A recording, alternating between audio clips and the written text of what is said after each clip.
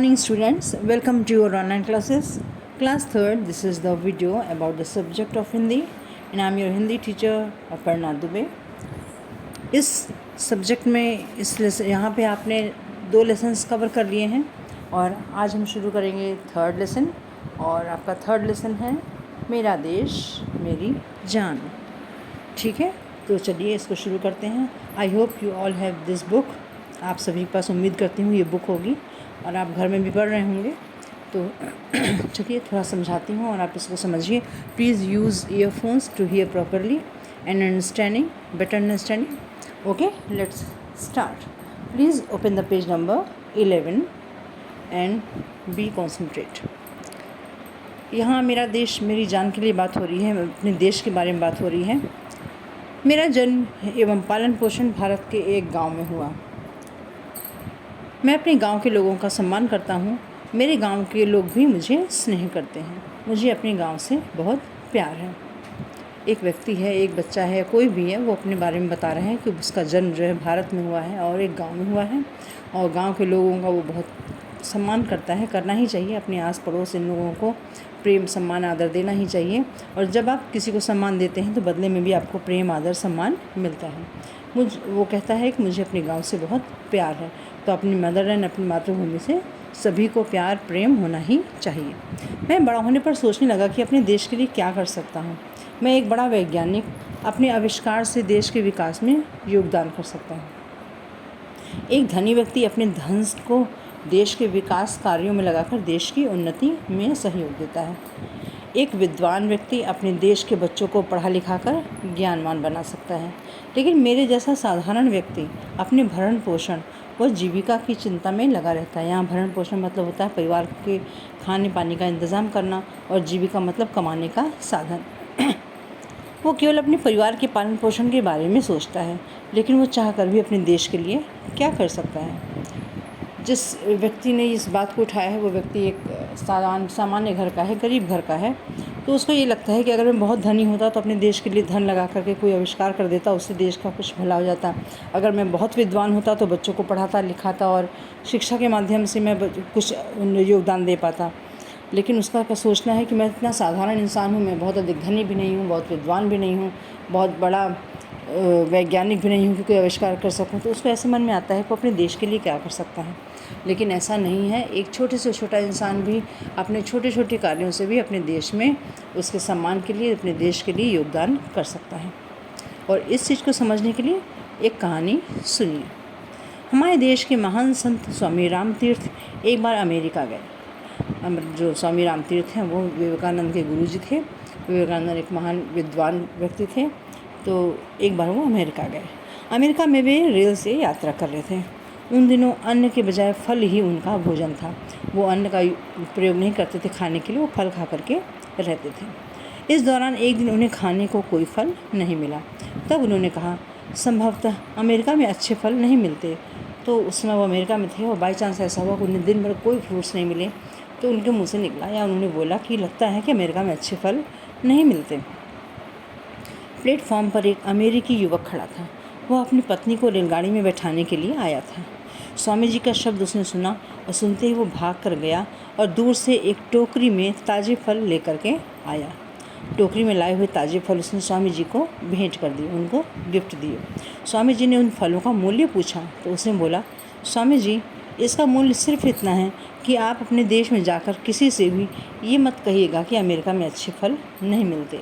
यानी उस व्यक्ति को स्वामी राम तीर्थ से पर्टिकुलर कोई मतलब नहीं था, बस उसको ये बुरा लगा कि किसी दूसरे देश के व्यक्ति ने उसके देश के लिए ये शब्द बोले कि अमेरिका में लगता है अच्छे फल नहीं मिलते। तो वो ये नहीं चाहता था कि हमारे देश में आकर के किसी दूसरे देश का व्यक्ति अपने देश में जाए और मेरे देश की बुराई करे। तो उसको अपने देश के मान सम्मान की इतना चिंता थी कि उसने ये कार्य इस वजह से किया। उनको ये फल उन्होंने इस वजह से गिफ्ट किए। स्वामी जी युवक का ये उत्तर सुन करके बहुत प्रसन्न हुए। जानते हो, उस युवक ने अपने एक कार्य से अपने देश का सम्मान कितना बढ़ा दिया।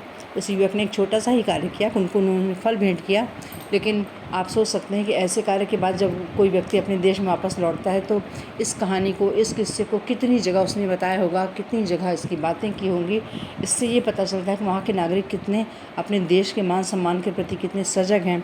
और आज उसी घटना का ही जो असर है कि आज हम कितने ज़माने बाद भी इस घटना को पढ़ रहे हैं और उस बात को सुन कर के ये समझ रहे हैं कि हम हमारे छोटे से कार्य से भी हमारे देश का कितना नाम हो सकता है। अब स्वामी जी को यह बात समझ में आ गई कि देश का नाम ऊंचा करने के लिए कोई बहुत बड़ा काम करने की आवश्यकता नहीं होती है, बल्कि देश के सम्मान की हम रक्षा करें, यही सबसे बड़ा देश के प्रति कार्य होता है।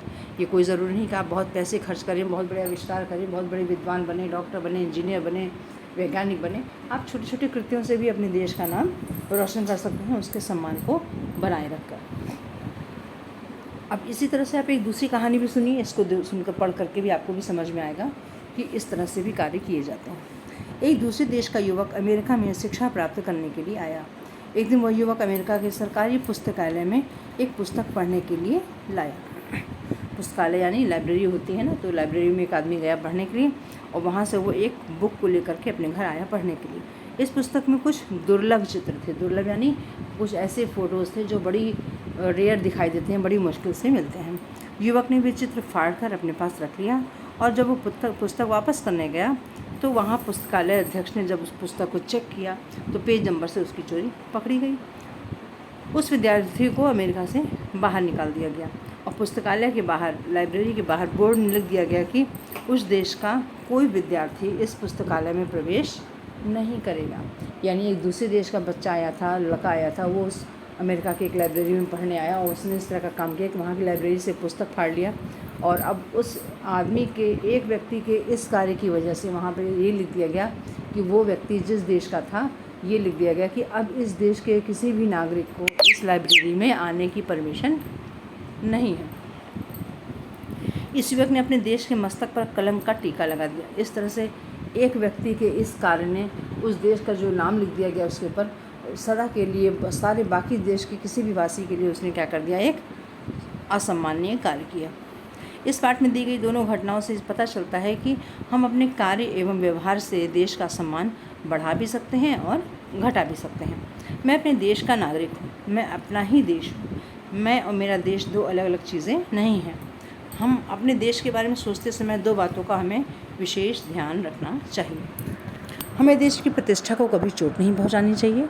विश्व के दूसरे देशों की तुलना में हमें अपने देश को कभी भी नीचा नहीं बताना चाहिए। ये नहीं कि हम अमेरिका गए तो वहाँ कहने लग जाए नहीं हमारा देश बहुत बुरा है या हमारे देश में कोई कमियां हैं। ऐसा कुछ भी नहीं है।